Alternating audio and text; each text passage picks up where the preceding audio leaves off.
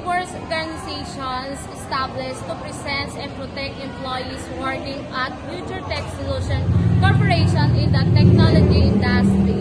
Our union was created to ensure that workers have the strong voice in the workplace and that their rights and welfare are properly protected. Our mission is to build a fair, safe, and respectful workplace where every employee is valued and given equal opportunities to grow and succeed.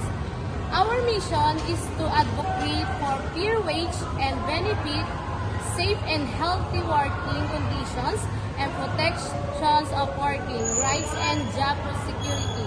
We also aim to promote corporations and open communications between the employees and management to maintain a productive and positive work environment.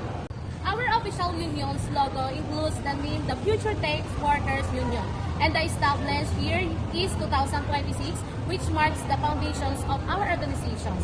The color blue represents unity and technology, while the silver symbolizes strength and stability. The factory and gear symbols represents the industry we're served, and the workers in the logo symbolize unity and collective representations.